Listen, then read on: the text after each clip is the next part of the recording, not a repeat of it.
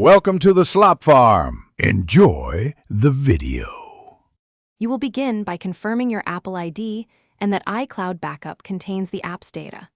Once signed in, check Settings Apple ID iCloud Manage Storage to verify a recent backup. Now open the App Store and tap Purchase to list all apps tied to your account. This is where you start redownloading.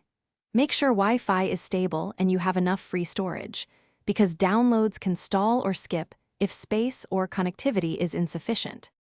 Next, re-download apps from Purchased or Search and tap the cloud icon. This restores app binaries. If you need app data, choose Settings General Transfer or Reset iPhone Erase Content and Settings only if you will restore from a verified iCloud or computer backup. Restore then follows the backup's app data mapping.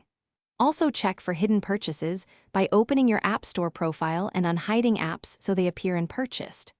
Once done, allow time for apps to reinitialize and for iCloud to sync app data back in. Finally, let all apps finish downloading and sign into accounts inside each app so synced content returns. Make sure iCloud Drive and app-specific iCloud toggles are enabled in Settings to pull cloud-stored documents and preferences. If an app's data doesn't appear, try signing out of your Apple ID and signing back in, update iOS to the latest version, or rerun a backup restore from a different backup point.